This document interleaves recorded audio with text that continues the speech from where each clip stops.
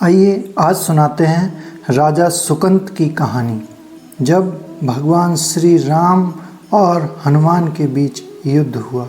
आइए इस कथा को ध्यान से सुनते हैं। नारद जी बड़े लीला बिहारी हैं।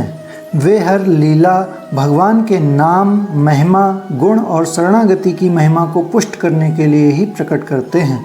वे स्वयं भगवान का साक्षात स्वरूप हैं। एक बार की बात है, सुकंत नामक एक राजा था। वह बड़ा प्रतापी था। उस समय भगवान श्री राम जी चक्रवर्ती सम्राट पद पर विराजमान थे। एक सभा में बड़े बड़े ब्रह्म ऋषि विराजमान थे। नारद जी सुकंत जी को सभा के बाहर मिल गए। नारद जी ने उनसे पूछा, अंदर प्रभु के दर्शन करने जा रहे हो?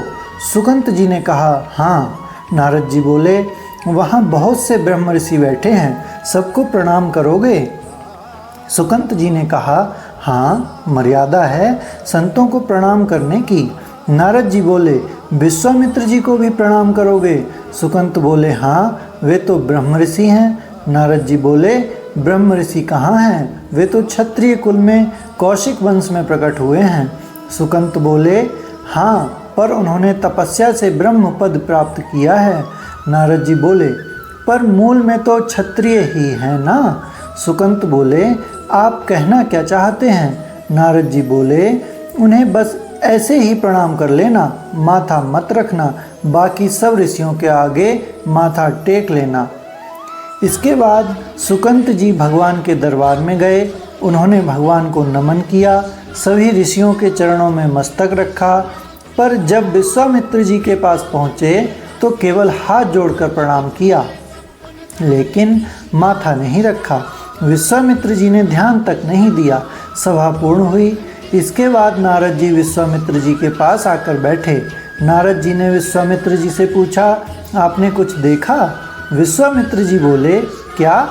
नारद जी बोले, सुकंत को। विश्वामित्र जी बोले, क्या बात हुई? मैंने तो ध्यान नहीं दिया।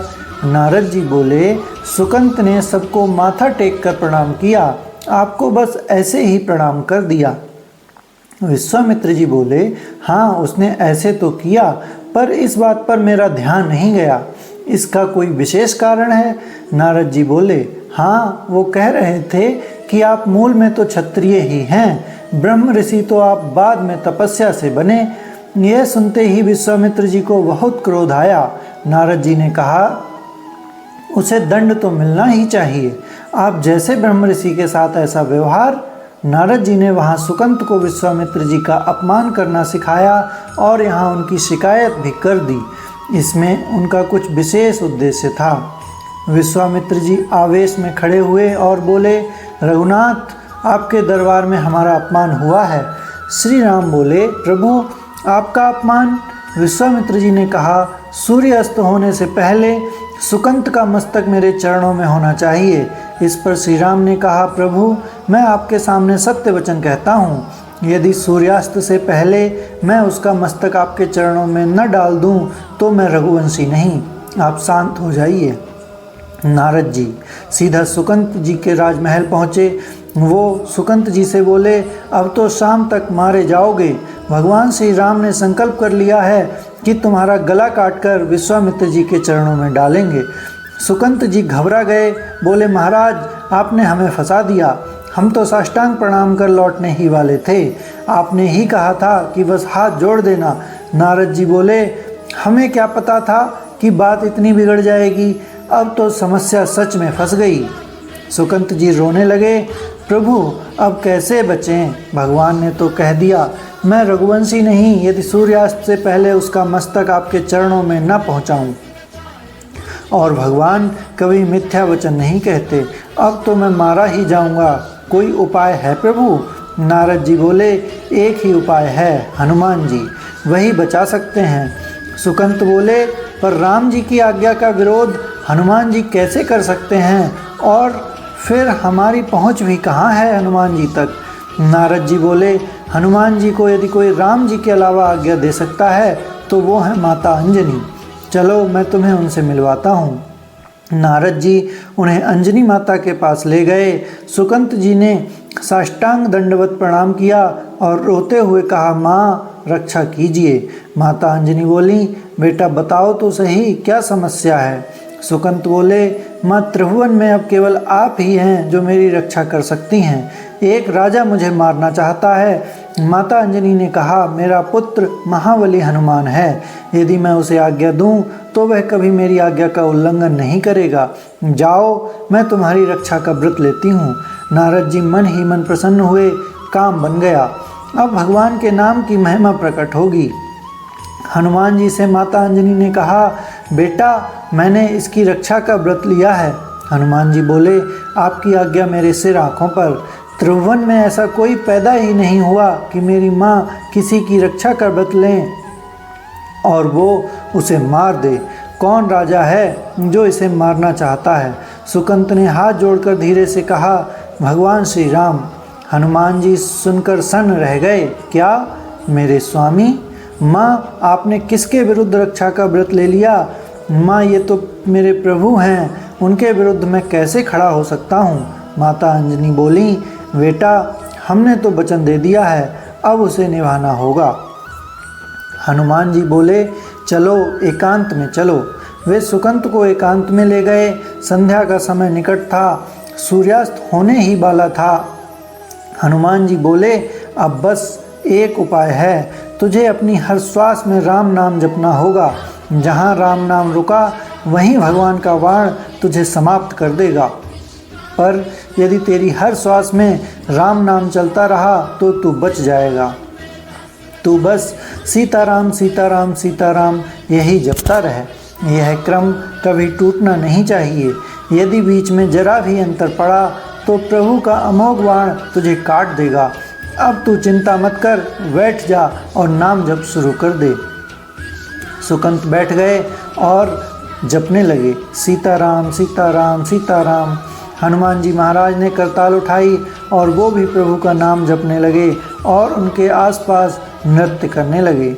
उधर भगवान श्री राम ने अमोघ वाण का संधान किया। वाण छोड़ा गया और वह तीव्र वेग से चला, लेकिन हनुमान जी महाराज और सुकंत नाम जप कर रहे थे। वहाँ पहुंचकर वाण रुक गया। उसने उन दोनों की परिक्रमा की और वापस लौट गया। भगवान श्री राम चकित रह गए। आज तक ऐसा कभी नहीं हुआ। अमोघ वाण बिना लक्ष्य को वेधे वापस कैसे आ गया। वे आश्चर्य से बोले, त्रिभुवन में ऐसा कौन है जिसने मेरा बाण टकराकर लौट आया है। उन्होंने लक्ष्मण जी से कहा, जहाँ सुकंत है वहाँ तुरंत जाओ, देखो वहाँ ऐसा क्या हो गया कि वाण ने उसका गला नहीं काटा। लक्ष्मण जी वहाँ पहुँचे और जो दृश्य देखा वो अद्भुत था। हनुमान जी की आंखों में आंसू थे। वे प्रेम में डूबे चारों ओर घूमते हुए नाम संकीर्तन कर रहे थे, सीताराम सीताराम सीताराम। सुकंत भी समाधि में लीन थे। लक्ष्मण जी का भी हृदय पिघल गया। वे भी वहाँ बैठ गए और तालियां बजाते हुए जपने लगे, सीताराम सीताराम सीताराम।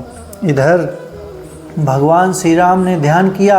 वाण तो वापस आ गया और अब लक्ष्मण भी नहीं लौटे और ना ही उनकी कोई सूचना आई। वहाँ कुछ तो विशेष चल रहा है। विश्वामित्र जी ने कहा, आपने संकल्प लिया था कि संध्या से पहले इसका शीश काट कर लाएंगे। भगवान श्री राम ने विनम्रता से कहा, गुरुदेव कृपया धैर्य रखें, मैं स्वयं जाता हूँ। यह सुनकर विश्वामित्र जी बोले, तो मैं भी साथ चलूँगा, देखूँगा तुम क्या निर्णय लेते हो। साथ में सभी ब्रह्मर्षि और देवर्षि नारद जी भी वीणा लिए चल पड़े। भगवान श्री राम वहाँ पहुँचे। जो दृश्य देखा वह अद्भुत था। सुकंत प्रभु श्री राम का नाम जप रहे थे। हनुमान जी करताल लेकर कीर्तन कर रहे थे, सीताराम सीताराम सीताराम। उनके साथ लक्ष्मण जी भी कीर्तन में लीन थे। भगवान श्री राम की आंखों में करुणा झलक उठी। अब मुझे समझ आया, प्रभु बोले, जिसके गले में निरंतर मेरा नाम चल रहा हो वहाँ मेरा अमोघ वाण भी छेदन नहीं कर सकता। श्री राम ने विश्वामित्र जी से कहा, गुरुदेव आपने आज्ञा दी थी कि इसका शीश लाना है, लेकिन यह नहीं कहा था कि काट कर ही लाना है। श्री राम ने सुकंत से कहा, रखो अपना मस्तक विश्वामित्र जी के चरणों में। विश्वामित्र जी प्रसन्न हो गए। नारद जी मुस्कुराए और बोले, प्रभु न सुकंत का दोष है न विश्वामित्र जी का। मैं बस यह दिखाना चाहता था कि आपके अमोघ वाण से भी अधिक शक्तिशाली आपका नाम है। जिस गले में निरंतर राम नाम गूंजता है वहाँ सुदर्शन चक्र भी असमर्थ है। बोलो गुरुदेव महाराज की जय। आपने देखा होगा हमारे परम पूज्य प्रेमानंद महाराज भी नाम जप के लिए ही कहते हैं, नाम जप में असीम शक्ति है। धन्यवाद।